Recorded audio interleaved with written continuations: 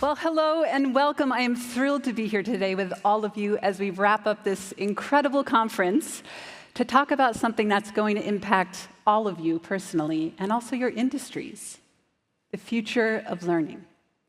Now, what I love is that no matter how fancy our technology gets, as humans, what drives us to learn has never changed.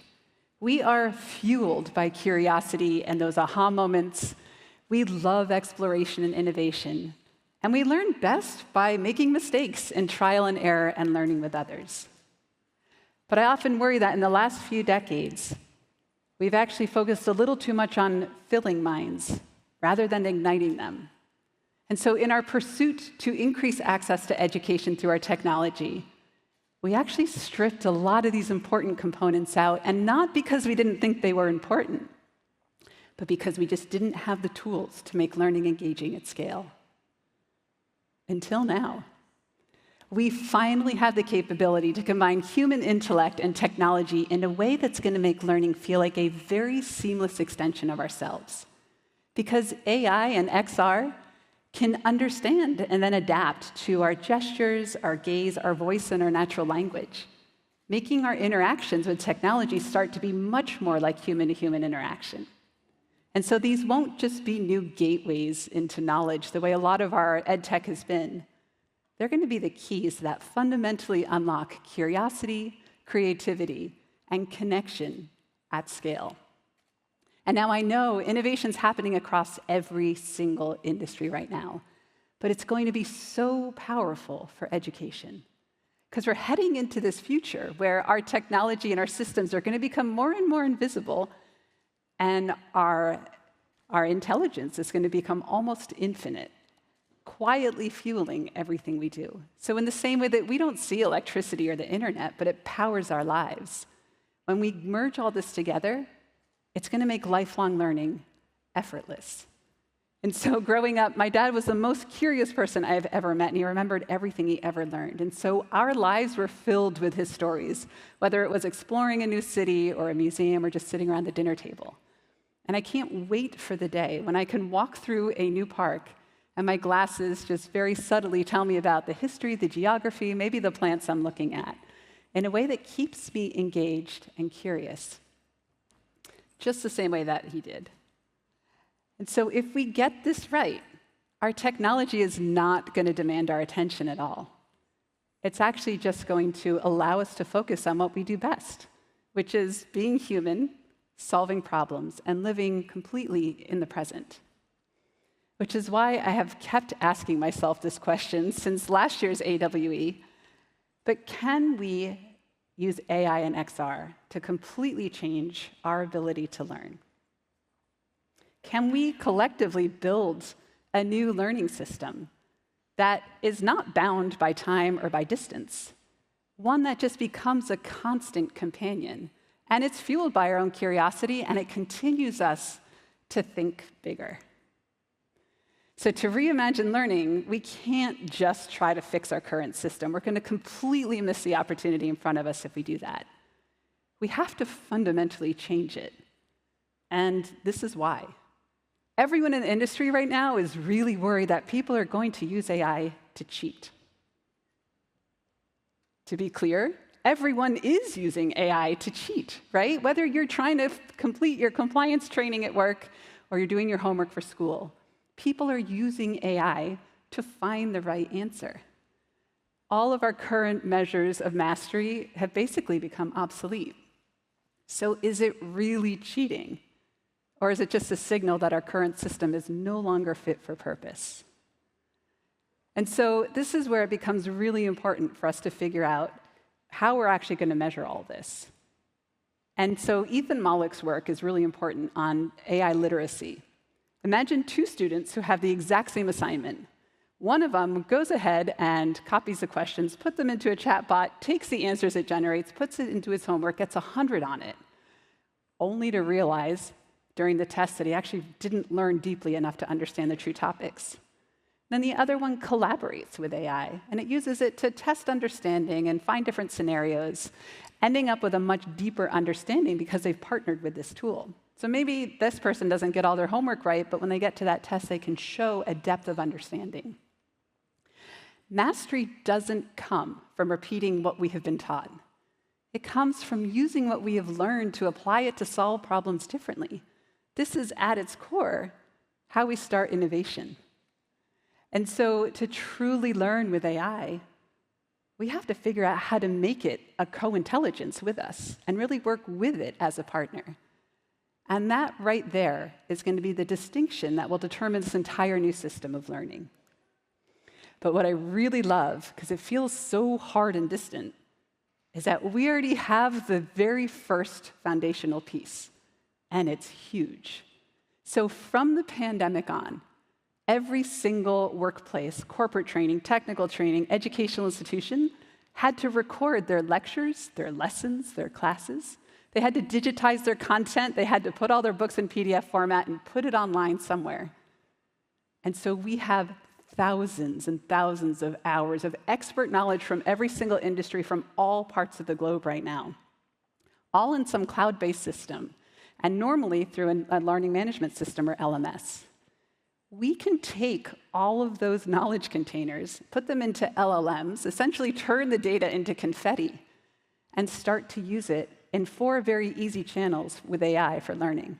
We can create AI-driven assistants, simulations, agents, and rethink our infrastructure to help support this. And all of this can be supercharged with XR. I know.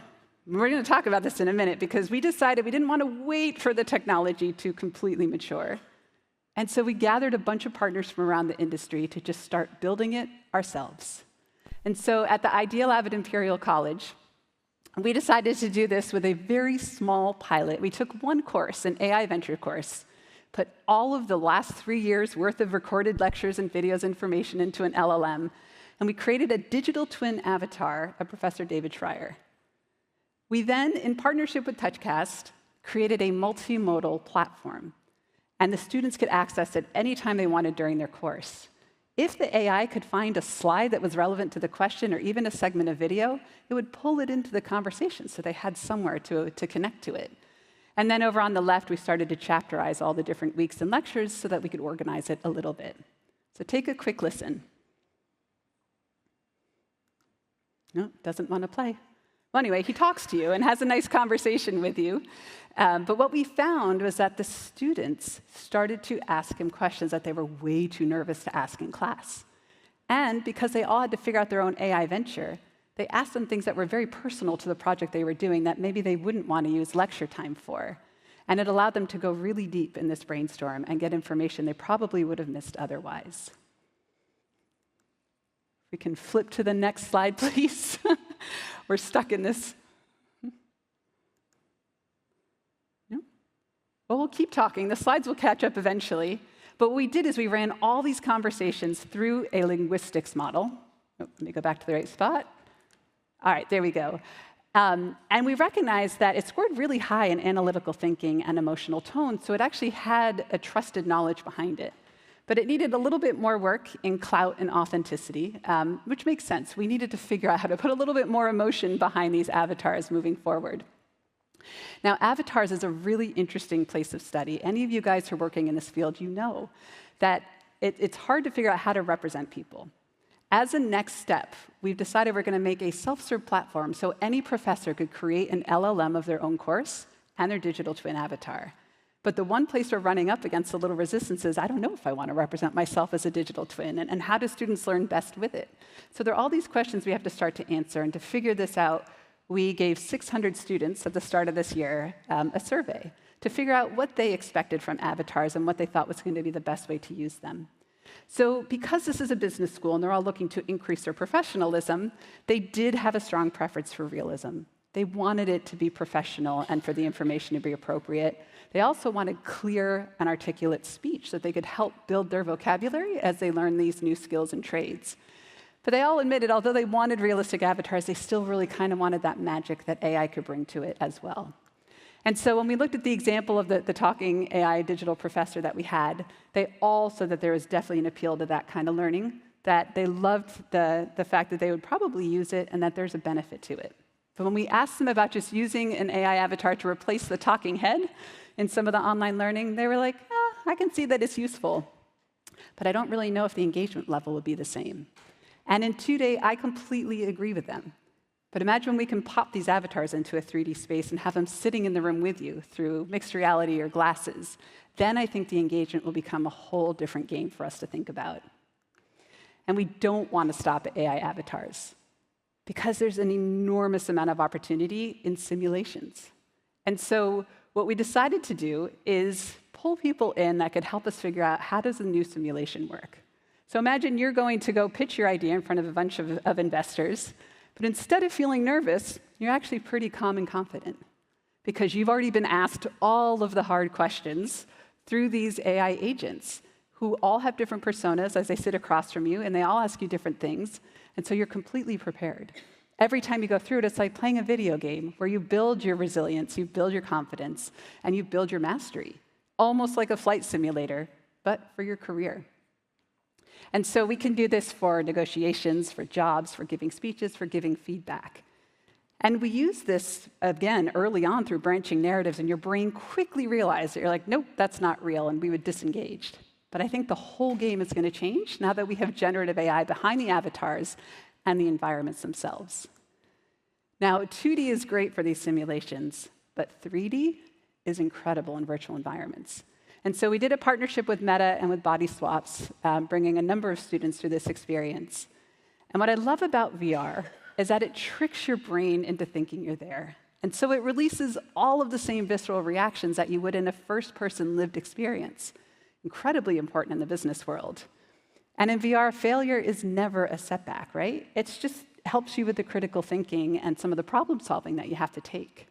The early PricewaterhouseCoopers study that showed that, of course, we increase our muscle memory, we increase our speed to learning. But I love the other two that it discovered, was that it helps you feel emotionally connected to the content, and it helps you build that confidence. Those are the most foundational things that we can include in our learning. And they're really important now, because in the next 10 years, we're set to lose about 100 million jobs. Obviously, we'll get more jobs, but we don't know what they'll look like or how many. And so the most important thing we can do for our workforce and for our students is to make sure that we're teaching them adaptability and problem solving and communication skills, because that's going to help them become innovators as they move through all of these transitions. So as you can see in this video, they were doing microaggression training. And so we brought 9 different groups of students, 45 at a time, to test 2 things. One was sort of whole group learning through an enterprise solution, but also these simulations and what we could improve with them. So the data is showing that they improved quite a bit of self-awareness and understanding on how to spot microaggressions, but then also how to respond to them. Significant improvement over the group that just did the mobile version. Now, we also want to figure out, thinking of whole group experiences, how do we blend together the digital and the physical worlds? Because that is an incredible combination for learning. And so imagine, and I can't wait for this day, when you can wear a pair of glasses and go to a chemistry lab and you can see the invisible right above your workstation in real time as you're mixing the solution. Or for a live lecture, to be able to pop up 3D objects as you're talking. It would be amazing if you guys were all wearing the Snap spectacles right now, and we can make this a super engaging talk with objects that pop up and animate throughout. And so there's a company right now called Reframe XR who's trying to figure out whole group settings in the classroom with headsets where you can combine a lot of these features. So they're creating this spatial learning platform where you can set up different stations and students can interact with them and they can collaborate on them, really opening up the doorway for us to have this sort of simulated mixed reality experience within a whole classroom setting. And although VR is really incredible for whole group settings or for individual experiences, I think one of the biggest superpowers is being able to bring people together in social VR, because learning at its core is social. And so the work of Andy Fidel, who's right here in our audience, and hopefully you heard her talk yesterday, you can see that she does this beautifully. This is her Creator Academy environment where multiple people can come in together. And through this space, she's able to unlock a lot of that awe and wonder and connection that we so desperately need for learning. And this will only become more important as we start to have more learners who are remote or in some kind of a hybrid setting. Now, all of that was from one course, one little LLM. We could create all these pathways. But whether you're in an educational institution or a work environment, we know that there are multiple courses. So you can create one for every single course, and they can all start to talk to each other. So you can cross-pollinate information as you're learning. And it shouldn't just stop behind the wall of a university. It has to also extend to our industry place. And then, of course, anything else we want to bring in, whether it's well-being, whether it's arts and entertainment, travel, or media. The more we interact with these contents, the more it's going to start to personalize the training for us. And when we start to bring everything together, this can end up being our very first scalable lifelong learning model. Now, of course, the technology also has to catch up to some of this for this to work. And so our devices, right now we're stuck in the rectangular generation and clunky headsets. But our devices are slowly going to move their way into a place where they're a more socially acceptable form factor, probably first in the form of glasses, and then contacts, and then maybe some optic nerve chip or something that we don't even see, but constantly integrating more and more with us as we react as humans. And as we get it to that form factor, it's going to unlock this intelligent human presence as we move about the world. We're also going to have to figure out on the back end how we move away from sort of like this one-directional channel of computing, probably into spatial, to help support all the different information we're going to get with AI, and some form of blockchain and digital credentialing, because we're going to learn from all these different spaces and places. We need to be able to keep that data with us and then show it to the people that are relevant. So right now, all of these technologies are living in disparate spaces, and they're all evolving at different rates. But once we can converge them, right, once we can interlock them, that's when we're going to start to finally have the capabilities to bring this immersive learning system to life. And it will just adapt and grow with us as we evolve. Now, I had to include this quote because there's something pretty telling about it. Right? The real problem of humanity is the following. We have Paleolithic emotions, medieval institutions, and godlike technology.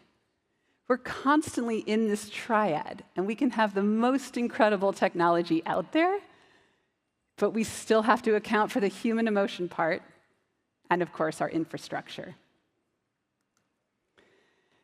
Now, right now, our AI is all powered by data, and it has been transformational, but it's limited by one very critical factor.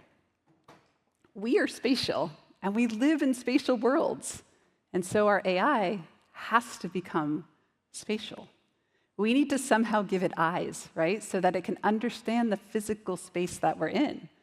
And it can learn and adapt with us as it goes through. And that way, learning really does become situated in context. And this is going to become hugely important because we're entering into a world where our workplaces and our learning environments are going to be this hybrid connection between AI agents and humans. And by working together, we're going to form this new partnership that will unlock new ways of looking at patterns and information and data, new ways to solve problems, and new ways to innovate. And so we have to start to figure out how all these pieces come together, and most importantly, going back to the early study, how do we bring in the emotion to it? And emotional AI is going to mean many different things, right? We're no longer going to have education feel like a solo endeavor. So we're going to have this companion with us that has to help us not only be emotional on its end, but help us develop the emotional intelligence that we need to move forward with as well. And so I don't want to take the struggle out of learning. That struggle is really, really important. We want to make sure that we keep that in there. But we also want the AI to help us as we're struggling to build awareness and resilience and that empathy. Because all of that frustration can be turned to curiosity and can help us fight through it in a way that actually becomes a much more socially acceptable format. This is going to be hugely important for our neurodivergent learners who have gone through their entire education feeling like their brain is something that needs to be fixed rather than a superpower to be harnessed. And so anyone doing work in this space, it's a huge area of opportunity. Would love to talk afterwards of how we really draw this out to personalize those experiences for every single kind of learner out there. And I think this learning system, we're going to have an adaptive, personalized learning system that's going to evolve and grow with us. But it won't happen without deep, deep change. And in order for that to happen, we're going to have to bring new people to the table and co-create. And so it's going to take everyone's expertise from around the industry to be able to start to do this. I think we're going to have to partner with academic institutions, with tech companies, creators, developers, and everyone who can start to fill in these gaps to help us build policies to make sure that we're getting this to the right direction. And of course, as we step into this new era, it's going to be crucial to remember that this is not about machines taking over. It's about humans rising up. And so I don't want us to all just be observers of this moment. I think everyone out here has the capabilities, the expertise, and the ability to be the architects. And so through wisdom and empathy and a commitment to responsibility, I think that together we can build something transformational. And so I wanted to leave time. We do only have 3 minutes, but because this needs to be something that has to be a joint combination for everyone, to leave a little bit of time for at least a question or two, to figure out how we can start to cross-pollinate some of these different spaces. We need the technology, we need the avatars, we need the underlying capabilities to put the rails on this so it can move fast enough. And it's going to not only probably start inside corporations, right? Figure out how we do it internally first to help with the training. It's going to, in concentric circles, start to work its way out until it eventually unlocks the capabilities for learning everywhere and just becomes this lifelong process for us. So huge opportunity. It's needed a change and a fix for a very long time, and I'm excited that we're finally in the right place to do it. Thank you.